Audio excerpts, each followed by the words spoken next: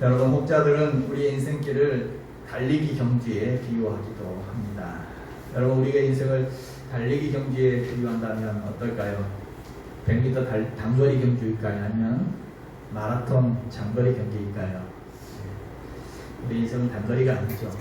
장거리, 마라톤과 같은 그런 경주라 할 것입니다. 여러분, 성경에도 보면 우리의 인생길, 우리의 신앙생활을 이런 달리기 경주에 비유한 내용들이 나오죠.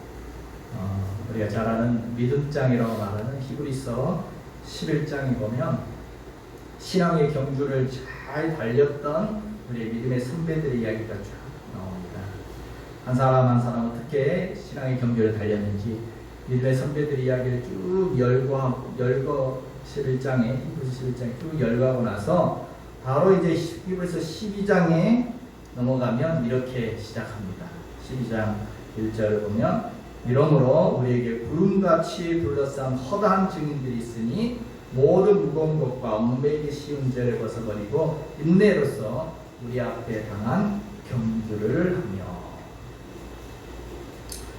히브리서 11장에 쭉 믿음의 선배들이 이렇게 인생길을 달려갔다. 그래서 승리했다. 쭉 허다한 믿음의 증인들의 이야기를 쭉 이야기하고 나서 이제 그분들이 마치 관중석에 둘러앉아서 이제 우리가 달리고 있는 것을 박수치면서 열심히 뛰어라고 응원한 것처럼 허다한 증인들이 구름같이 둘러서 이제 우리를 보고 격려하고 있습니다. 우리를 응원하고 있습니다. 이제 무거운 짐 벗어버리고 우리 앞에 당한 경주를 힘차게 달려가자. 이렇게 말씀하고 있습니다. 여러분, 그렇습니다. 믿음의 선배들이 경주를 후회 없이 잘 달렸던 것처럼 이제 우리 차례입니다. 여러분, 잘 뛰고 계시죠? 오늘 본문에 보면 정말 그 인생 경주를 후회 없이 잘 달려갔던 한 사람이 소개되고 있습니다. 참 이 사람이 열심히 특심한 사람이었습니다. 자신이 옳다 여기는 그 길을 얼마나 열심히 남들보다 늘 앞장서서 늘 1등으로 달려야만 했던 이 사람입니다. 그런데 인생 중반쯤에 이르렀을 때 예수님을 만나게 됩니다. 그리고 내가 열심히 뛰어왔는데 이거 잘못 뛰었네? 방향이 잘못됐네? 라는 것을 예수님 만나고 깨닫고 나서 그 인생의 방향을 돌렸습니다. 예전 방향은 하얀 핀도처럼 배수물처럼 버리고 새롭게 인생 방향을 잡았습니다. 그리고 인생 중반 후반전을 정말 주님이 기뻐하는 길로, 정말 후회 없는 그 길로 열심히 달려가게 됩니다. 그리고 그가 인생 마지막 꼬리 지점에 이르렀을 때, 인생 마지막 꼬리 지점에 이르렀을 때 이렇게 고백을 하게 됩니다. 디모데후서 4장 7절 8절에 보면 바울의 이야기죠. 바울이 마지막 인생 꼬리 지점에 이르렀을 때 내가 잘못 달렸네 이렇게 말한 거예요. 같이 한번 볼까요? 내가 선한 싸움을 싸우고 나의 달려갈 길을 마치고 믿음을 지켰으니 이제후로는 나를 위하여 의의 열반이 일이었으므로 주 곧 의로운 재판관이 그날에 내게 주실 것이니. 참 멋진 고백을 꼬리 지점에 와서 나 후회 없는 경주했다 이 말 아닙니까? 나의 달려갈 길 이제 다 마쳤다. 내가 믿음을 잘 지켰다. 승리했다. 그래서 이제 나를 위해서 면류관이 금메달이 준비되어 있다 이런 말 아닙니까? 면류관이 준비되어 있다. 이제 상 받을 일만 남았다. 이렇게 마지막에 고백했다. 그 사람이 누구라고요? 바로 오늘 본문의 저자 바울의 고백이죠. 지금 경기에 대한 이야기를 하면서 자신도 나중에 꼬리 지점에 이르렀을 때 이런 멋진 고백을 하고 꼬리를 하게 되었습니다. 여러분, 당시 로마 헬라 시대에는 이런 육상 경기가 참 많았습니다. 그리스 지역에 육상 경기가 많았고 이것이 올림픽의 근원이 되어지죠. 그리스 아테네에서 올림픽이 시작됐죠. 참 육상 경기들을 많이 했습니다. 또 전차 경기도 많이 하고 그러다 보니까 빈번하게 개최된 이 육상 경주자들이 그 꼬리 지점을 향해서 멸관을 얻으려고 달려가는 그 모습 참 익숙한 모습이었습니다. 그래서 오늘 성도들에게 이 모습을 시각적으로 빗대어서 이 달려가는 이 경주자의 모습으로 자신의 믿음의 경주를 빗대어서 지금 설명을 해주고 있습니다. 여러분, 누구보다도 이 바울은 후회 없는 경주를 했던 사람입니다. 승리자로 꼴이라는 사람입니다. 그의 말려는 고백처럼 내가 달려갈 길을 마치고 믿음을 잘 지켰고 이제는 상이 위에 면류관이 이제 준비되어 있다. 이제 시상식만 남았다. 이렇게 멋진 고백을 했던 바울. 어떻게 그랬을까? 어떻게 사도 바울은 정말 그런 후회 없는 인생 경주를 할 수 있었을까? 어떻게 그는 주님 앞에 잘했다라고 칭찬받으며 의의 면류관을 받는 그런 멋진 경주를, 인생 경주를 할 수 있었을까? 궁금하지 않습니까? 오늘 본문에 보면 바울이 어떻게 경주를 했는지 잘 나와 있습니다. 빌립보 교인들 향해서도 이렇게 경주하라고 지금 말해주고 있습니다. 어떻게 경주를 했다고요? 먼저 바울은 과거에 얽매이지 않았다라고, 과거에 얽매이지 않고 달렸음을 이야기합니다. 13절 같이 보겠습니다. 형제들아, 나는 아직 내가 잡은 줄로 여기지 아니하고 오직 한 일, 즉 뒤에 있는 것은 잊어버리고 앞에 있는 것을 잡으려고. 지금 바울은 지금까지 한 일, 지금까지 해온 일, 뒤에 있는 것은 잊어버리고 앞에 있는 것을 잡으려고 달려간다 하고 말합니다. 지금까지 한 일, 과거죠. 과거에 했던 일들은 잊어버리고 과거를 돌아보지 않고 앞을 보고 달렸다. 뒤돌아보지 않고 달렸다. 과거에 나를 짓누르는, 과거에 죄에 눌려서 그런 죄책감의 늪에 그렇게 빠지지도 않고 어떤 과거의 상처나 어떤 실패의 기억들 그런 것에 붙잡히지도 아니하고 앞을 보고 달려갔다는 거죠. 여기 뒤에 있는 것이라는 단어를 헬라어로 보면 오피스라는 단어인데 이게 단수가 아니라 복수형입니다. 복수형. 뒤에 있는 것들이 한두 개가 아니죠. 때로는 잘한 것도 있고 못한 것도 있고 다 포함했습니다. 잘한 것, 못한 것. 바울은 못한 것도 많이 있었죠. 생각해보니까 교회를 막 박해했던 바울입니다. 자신이 율법으로 의롭게 될 수 있다는 이 확신을 가지고 교회를 박해하면서 그렇게 했던 그 잘못된 일들도 거기에 매여 있으면 아무것도 못해. 그것도 잊어버리고 또 잘한 일도 있죠. 예수 믿고 난 다음부터 그는 이 이방인의 사도로서 복음을 전파하고 또 많은 교회들을 세우고 얼마나 많은 사람들 전도하고 교회 리더들을 세웠습니까? 그런 좋은 그런 존귀한 일들도 다 잊어버리고 과거의 일은 다 잊어버리고 앞을 보고 달려갔다는 것입니다. 그 과거에 발목 잡히지 않았다는 그런 말이죠. 여러분, 부두에 매여 있는 배가 이 바다를 향해 달려가려고 합니다. 근데 줄을 풀지 않았어요. 부두에 줄을 풀지 않고 예스고 막 달려가려고 합니다. 달릴 수가 있습니까? 예스고 힘을 써도 가지를 않습니다. 먼저 뭐 해야 돼요? 묶인 줄을 먼저 풀어야죠. 먼저 줄을 풀어야 저 넓은 대양을 향해서 저 바다를 향해서 전진하며 나아갈 수가 있는 거죠.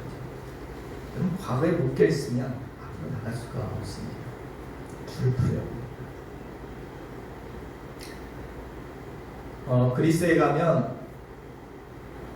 그리스에 가면 시라쿠라 거리에 아주 유명한 명물인 한 동상이 있었다고 합니다.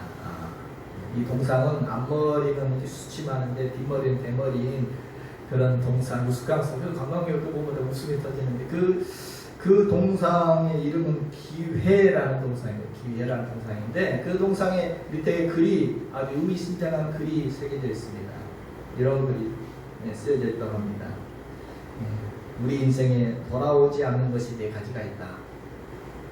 인생에 돌아오지 않는 게 네 가지가 있다. 첫째는 입으로부터 나온 말이고, 화면 한번 넘겨주시죠. 둘째는 시를 떠난 화살이고, 셋째는 흘러간 세월이고, 넷째는 놓쳐버린 기회이다. 말, 화살, 세월, 기회. 그렇죠. 한번 뱉은 말은 주워 담을 수가 없습니다. 돌아오지 않습니다. 한번 쏴버린 시일에 떠난 화살 돌아오지 않습니다. 흘러간 세월 돌아오지 않습니다. 놓쳐버린 그 기회 돌아오지 않죠. 여러분, 돌아오지 않는 것 그것에 목매어 있을 필요가 없겠죠. 돌아오지 않는 것 그것에만 후회하면서 살아갈 이유가 없겠죠.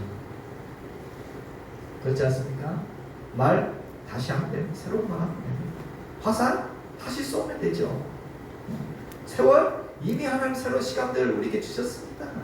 기회 또 옵니다. 하나님은 또 우리에게 기회를 주실 것입니다. 지나간 것 그거 후회하면서 눈물을 흘리면서 그때 할 것이 아니라 하나님 주실 그 새로운 것들, 과거에요 매어 있을 필요가 없다는 거죠. 우리는 앞을 향해 달려갈 수가 있습니다.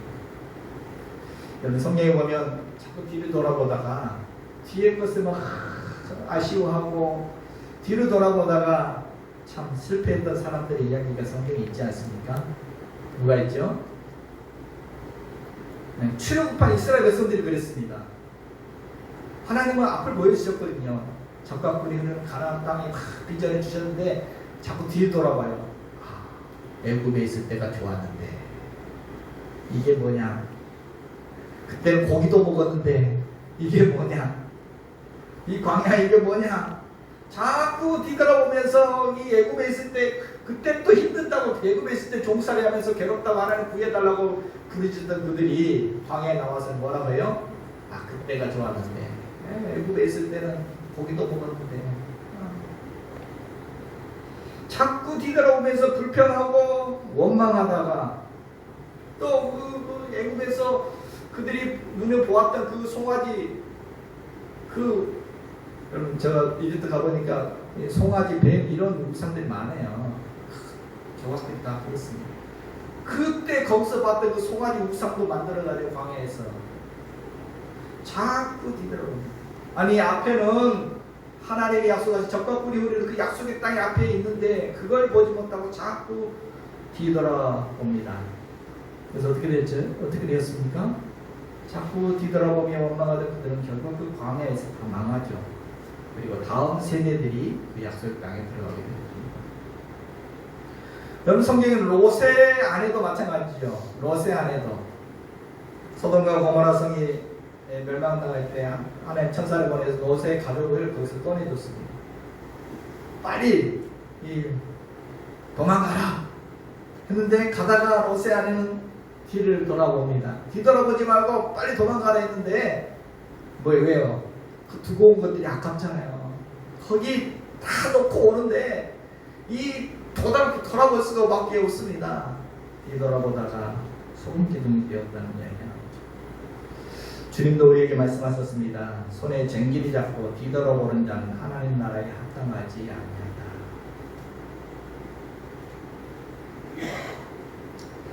여러분,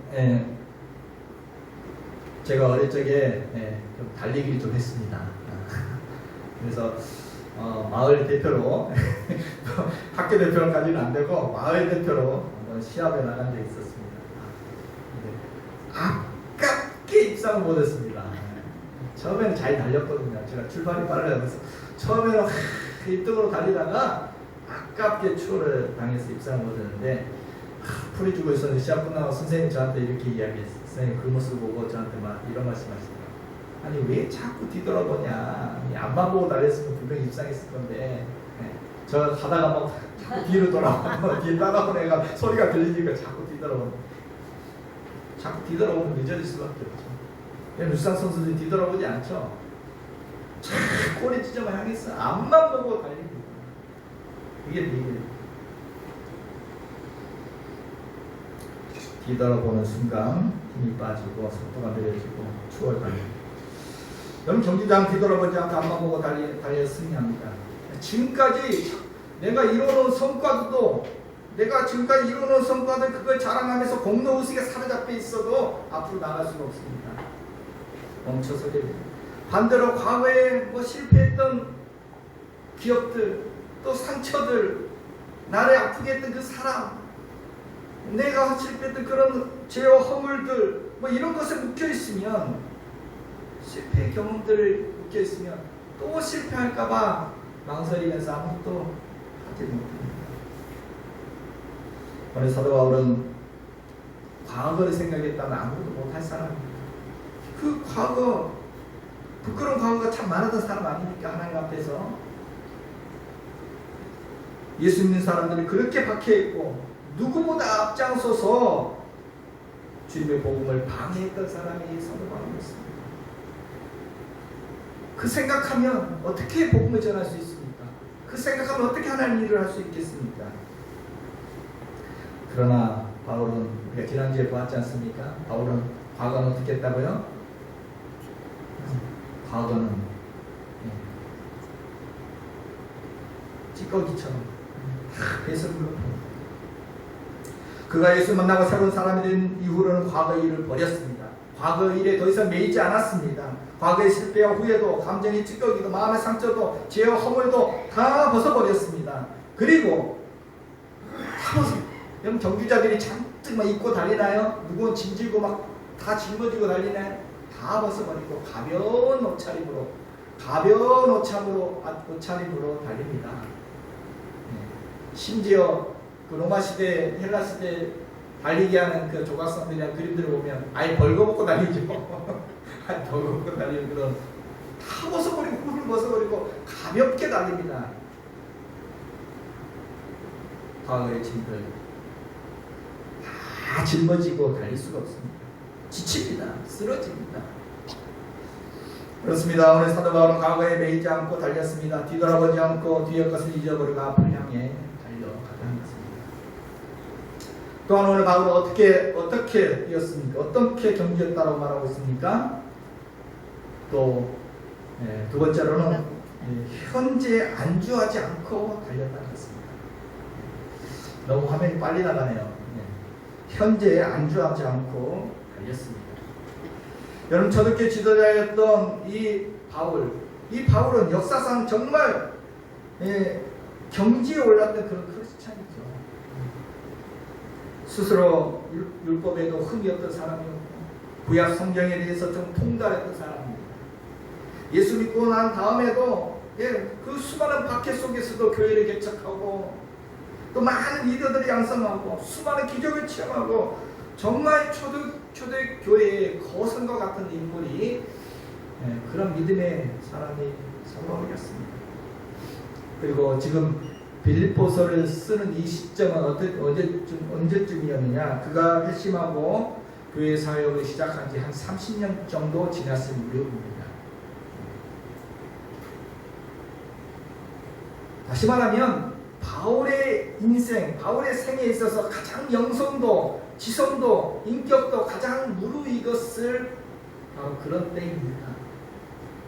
그런데 그런 그가 교회의 어른 중에 어른이었던 큰 어른이었던 믿음의 대선배였던 그 바울이 사식과도 같은 빌립보 교회 성도들 향해서 뭐라고 말해요?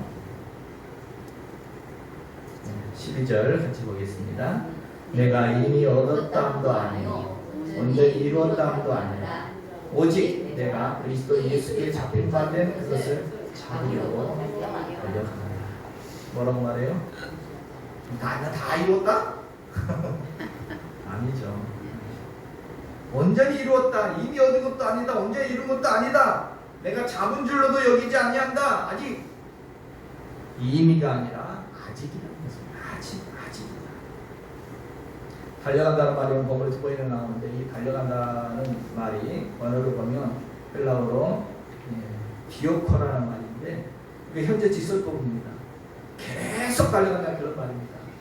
계속 쉼없이 계속해서 하는 행위를 말하는 것입니다. 내가 다 끝난 게 아직 꼬리 지점에 도착한 게 아니다. 완성된 것이 아니다. 지금 나는 계속해서 달려가고 있다라고 지금 강조하고 있는 말입니다. 현재 내 모습에 안주하지 않고 이만하면 됐다라고 생각하지 않고 더 주님을 닮아가려고 더 주님을 기쁘시게 하려고 더 주님이 원하시는 기뻐하는 삶을 향해 계속해서 달려간다는 것입니다. 마치 2002년 월드컵 때 히딩크 감독이 했던 그 유명한 말이 연상되지 않습니까? 뭐라고 말했습니까? 16강에 달성하고 나서 승리하고 나서 뭐라고 말했습니까? 나는 아직도 배가 고프다. 16강에서 승리하고 나서 이런 말을 했죠. 이미 처음 목표했던 것은 목표했던 16강이었습니다. 이미 처음 목표했던 그 목표를 달성했음에도 불구하고 나는 아직 승리의 배가 고프다. 멋진 멘트죠. 그냥 또 이기고 싶다 이런 말도 아니고 이제 8강 오르고 싶다 이런 말도 아니었죠. 본질적으로 승리에 대해서 배가 고프다. 지금 여기에 안주하지 않겠다는 것입니다. 더 한 발 더 달려가겠다는 것입니다. 승리에 대한 열망, 이 열망이 온 국민을 사로잡고 사람들을 흥분시켰죠. 그리고 계속 꿈을 꾸게 했죠. 그래서 마침내 월드컵 4강이라는 쾌거를 이루게 되었고 마지막에 4강을 이루었을 때 사람들이 꿈은 이루어졌다고 꿈은 이루어진다고 그런 고백을 하게 되었죠. 여러분 마치 토끼와 거북이 경주 이야기 이 경주할 때 토끼처럼 이제 됐다. 이렇게 거기 닿네. 이제 됐다. 야 이제 좀 쉬었다 가자. 안주하며 달리기를 잠깐 멈추는 것이 아니라 거북이처럼 피로 느려 터졌어도 내 달리는 꼴이 느려 터졌어도 뭐가 중요하다? 안주하지 않고 달려갈 때 마침내 승리할 수 있음을 교훈해 주지 않습니까? 찬양도 있죠. 한 걸음 한 걸음 우리는 걷겠네. 중요한 것은 속도가 아닙니다. 꾸준한 아무리 빨리 달려도 도중에 포기해버리면 아무것도 안 해요.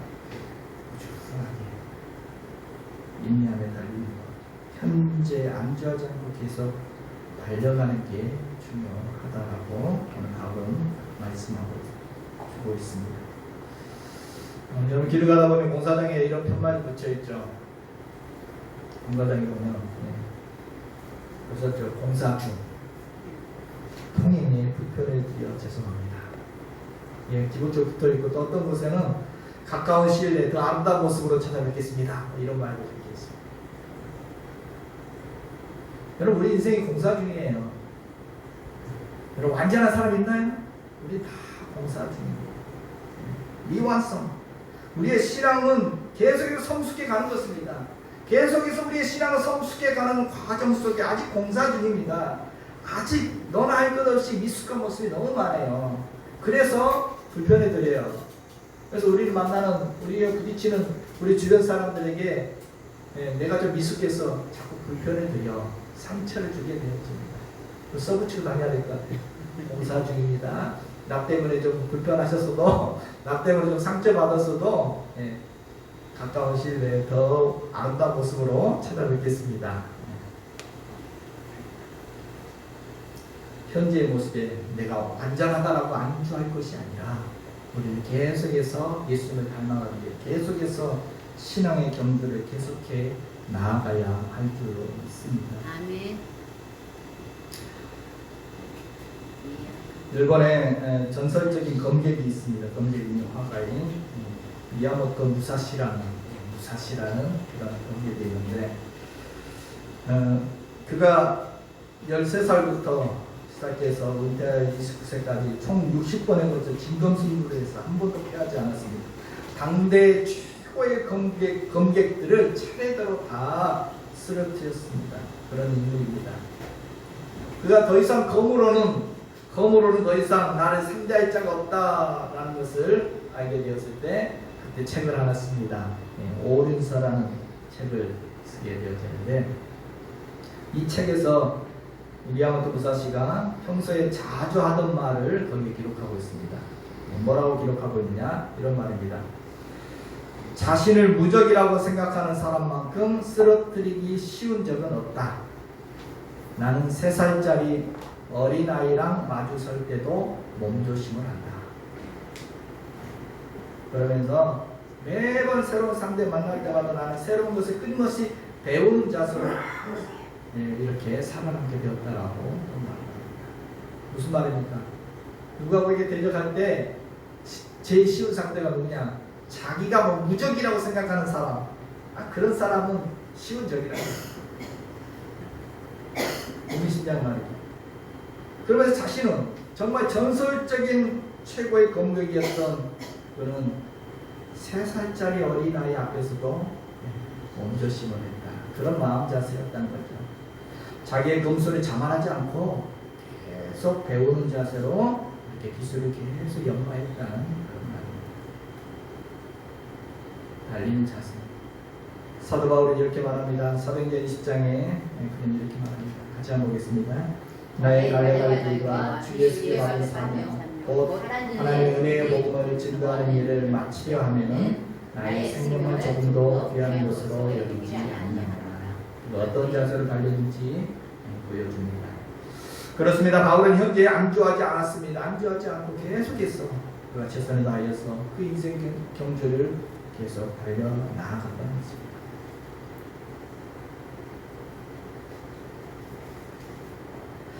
또한 바울은 어떻게 인생 경주를 달려가는지 말해주고 있습니까? 14절을 같이 보겠습니다. 푯대를 향하여 그리스도 예수 안에서 하나님이 위에서 부르신 부름의 상을 위하여 달려가노라. 어떻게 달렸다고요? 푯대를 바라보고 달렸다. 푯대를.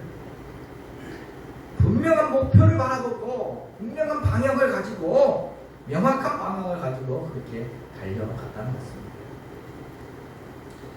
고린도서 9장에 보면 이렇게 말하면 나는 다름질하기를 향방 없는 것 같이 아니하고 싸우기를 허공을 치는 것 같이 아니하였다. 다름질할 때 향방 없는 것처럼 방향 없이 막 달리지 않았다는 것입니다. 분명한 목표를 가지고 분명한 방향을 가지고 분명한 미래의 목표를 향해서 그렇게 다름질했다라고 말하고 있습니다. 당시 헬라 시대 육상 경기나 전차 경기를 할 때 육상 경기장이나 전차 경기장에는 장대를 세웠습니다. 결승 지점에 장대를 높이 세워뒀습니다. 크고 둥근 장대가 꽂혀 있었습니다. 그래서 마라톤 경기를 하든지 전차 경기를 할 때 멀리서도 경주자들이 멀리서도 어디로 가야 할지 목표가 보이도록 이렇게 세워놨다는 것입니다. 푯대를 세워놨습니다. 그래서 그걸 보고 달리면 저리로 가면 되구나. 그 푯대를 바라봅니다. 경기장의 푯대를 바라보고 달립니다. 꼬린 지점이 어디인지 거기를 보고 여러분 이 푯대가 무엇이겠습니까? 우리 인생의 목표라고 할 것입니다.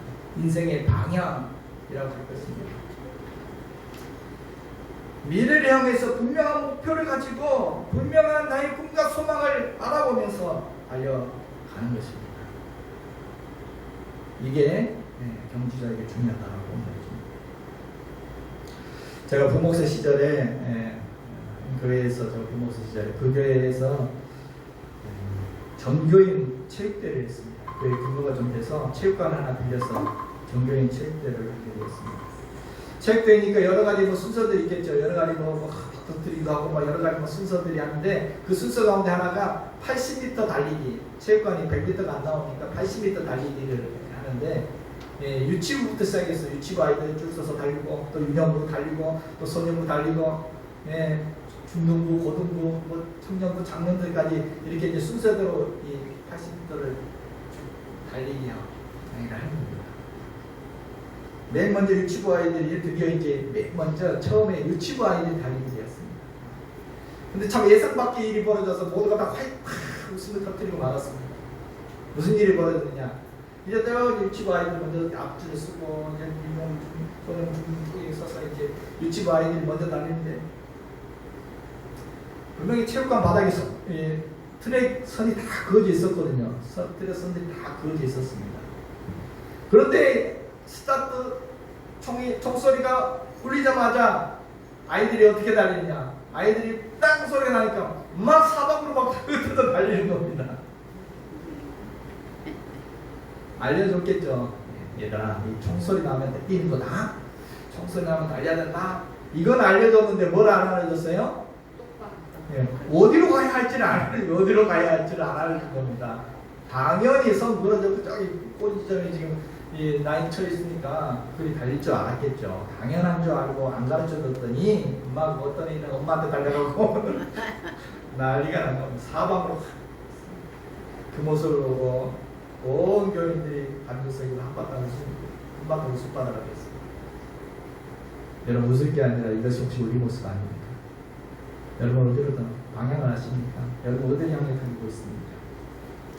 정신없이 우리 바쁘게 살아갑니다. 바쁘죠.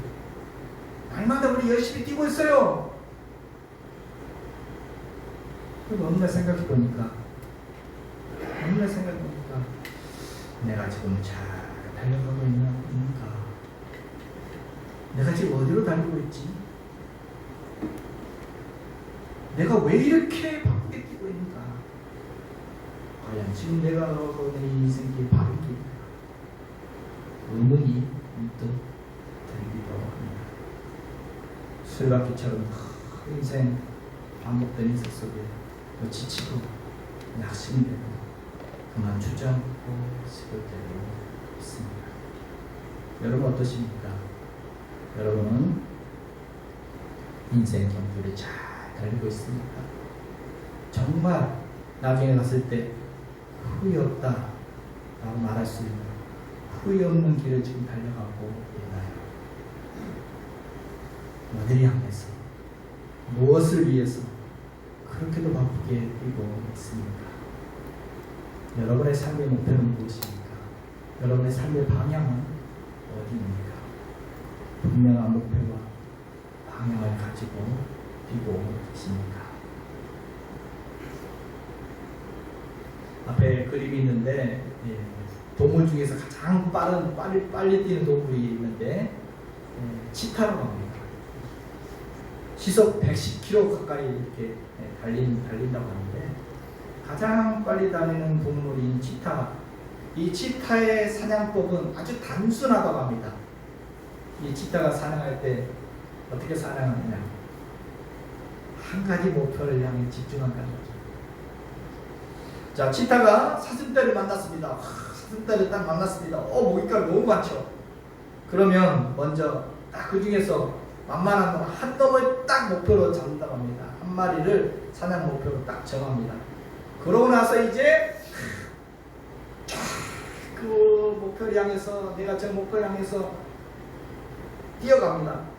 그러면 그 모습의 사슴들이 사방을 막 흩어지겠지만 이리 뛰고 저리 뛰고 막 사람들이 도망가는데 그러다 보면 가까이 있는 놈도 있겠지만 치타는 무조건 가까이 있는 놈이라고 해서 이놈에 가까우면 이리 뛰었다. 저놈에 가까우면 저리 뛰고 이렇게 목표물을 바꾸지 않는다고 합니다.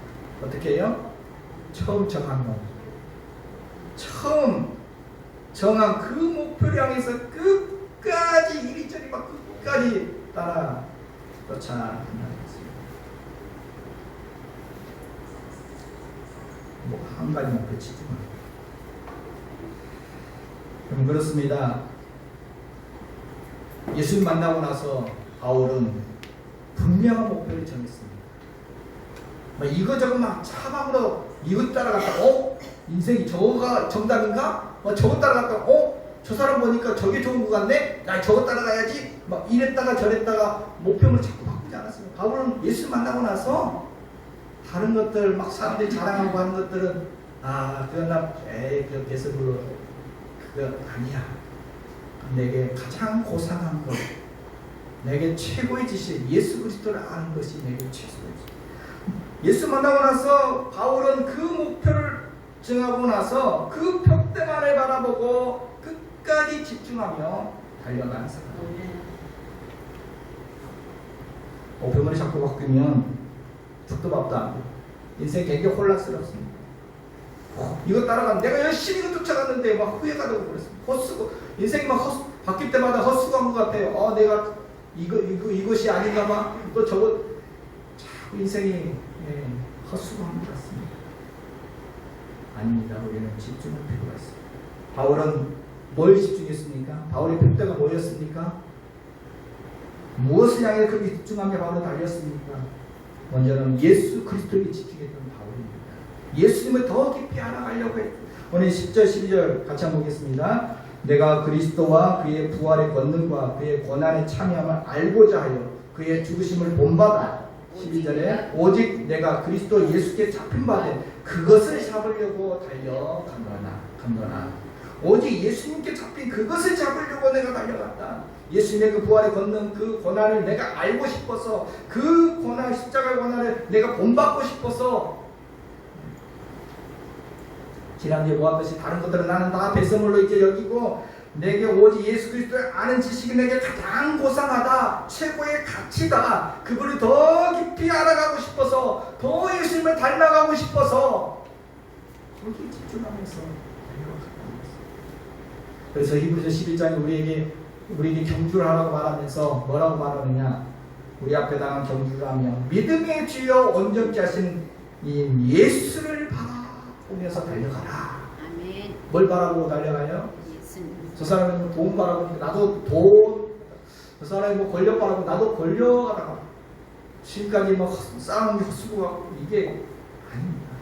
믿음의 주 온전케 예수를 바라보며 달려가라. 그의 인생의 경주의 표대는 예수 그리스도였습니다. 예수님의 삶, 예수님의 가르침, 예수님의 인격, 예수님의 그 성경의 모습, 예수님 그 부탁, 이 모든 것 예수 그리스도를 바라보고 달려가는 거죠. 두 번째 바울의 목표는 뭐였습니까? 오늘 14절 같이 보겠습니다. 그리스도 예수 안에서 하나님이 위에서 부르신 부름의 상을 위하여 달려간다. 표대가 또 뭐였다고요? 부름의 상. 부름의 상을, 돈, 명예, 인간적인 스펙들 이런 것들이 바울의 목표가 아니었습니다. 그것은 해로 여기고 배설물로 여겼다고 말했습니다. 무엇을 바라보고 무엇을 위해 달려갔다고요? 하나님이 위해서 부르신 부름의 상을 위하여 달려갔다. 하나님이 바울을 부르신 그 부르심이 뭐였습니까? 내가 너를 이방인의 사도로 부른다. 이방인들에게 복음을 전할 수 있도록 하나님이 바울을 불러주셨습니다. 그 사명을 향해서 달려갔다. 그 사명을 감당함으로 말미암아 나를 불러주신 하나님께 칭찬과 상을 받기 위해서 달려갔다는 것입니다. 아멘. 그럼 그렇습니다. 그리스도인들의 진정한 성공은 뭐냐? 부름을 완성하는 것입니다. 나를 불러주신 일을 기쁘시게 하는 것입니다. 나를 부르신 그 뜻, 나를 향한 하나님의 그 뜻, 부르심의 그 뜻을 이루어서 그분께 상을 받는 게 우리의 목표입니다. 아멘. 주님이 내게 주신 사명, 주님이 내게 주신 꿈과 비전, 그것을 표대로 삼고 우리는 달려가야 할 줄로 믿습니다. 아멘. 운동선수가 상 받아보고 메달 받아보고 거기에 동기부여를 해서 달려가겠지. 우리는 부르신 하나님께 상 받은 것을 그 면류관에 바라보며 달려가야 할 것입니다. 고린도서 9장 26절 운동장에서 다른 줄 아는 자들이 다 달릴지라도 오직 상 받는 사람 한 사람인 줄 너희가 알지 못하느냐. 너희도 상을 받도록 이와 같이 다른지. 여러분, 믿음의 경주 쉬운 일만은 아니죠. 우리가 아까 100m 경주가 아니라 마라톤이라고 했는데 잠깐 달리고 말면 좀 괜찮죠. 근데 우리는 마라톤입니다. 얼마나 힘들어요. 마라톤 하다 보면 포기하고 싶을 때가 한두 번이 아닌 것입니다. 포기하고 싶은 시점들이 계속 있습니다. 실제로 도중에 포기하는 사람들도 많이 있죠. 그러나 오늘 우리의 삶의 현실이 힘들고 포기하고 싶을 때 다시 눈을 들어 나를 불러주시는 그분이 주실 상을 바라보며 주님이 주신 미래와 소망을 바라보며 다시 힘을 내어 달려야 할 줄로 믿습니다. 아멘. 우리의 경주 가운데 주님이 함께 뛰고 계십니다. 나와 함께 페이스메이커가 되어서 함께 뛰고 계십니다. 내 옆에서 곁에서 나에게 힘을 주시고 나를 격려하시면서 주님이 함께 뛰고 계십니다. 말씀 하나 마치려고 합니다. 프랑스 소설가며 시인 빅토르 유고가 이런 유명한 영어를 했습니다. 새를 닮아라. 새는 날아가다가 잠시 앉은 나뭇가지가 너무 연약해 발 아래서 부러져 내리는 것 같이 느껴져도 자신에게 날개가 있음을 알고 노래를 부른다. 그 연약한 가지 위에서도 막 노래를 부른대요. 여러분 막 흔들려요. 가지가 흔들려있어요. 우리의 현실이 막 흔들려요. 내가 앉아있는 이 자리가 불안해요. 남들 보기에는 아무것도 아닌 것 같지만 내 마음속에서는 막 금방이라도 뚝 하고 부러질 것 같고 이 밑으로 떨어질 것 같고 두렵고 참 움츠러들고 그렇습니다. 그런 현실 가운데 내가 앉아있다 할지라도 여러분 이렇게 한번 속삭여보세요. 괜찮아. 나에게는 날개가 있어. 나는 날 수 있어. 내 안에 이미 날개가 있어. 여러분 우리에게 필요한 것은 가지가 아닙니다. 이 불안한 현실이 아니라 우리에게 필요한 것은 내가 날개가 있다는 이 믿음, 이 소망이 우리에게 필요한 줄로 믿습니다. 우리가 더 튼튼한 가지 찾아서 더 안정된 환경을 찾아 헤맬 것이 아니라 내게 주신 이 소망의 날개를 활짝 펴는 것이 우리에게 필요합니다. 오늘 우리는 흔들리는 가지 위에서 하나님을 믿고 소망을 노래할 수 있는 날개를 가진 그리스도인들인 줄로 믿습니다. 오늘도 믿음의 길 온전케 하신 예수를 바라보고 주님과 함께 인생의 경주를 달려가며 끝까지 완주함으로 영광의 멸류관을 얻는 저와 여러분이 다 되시길 주님의 이름으로 축복해 드립니다.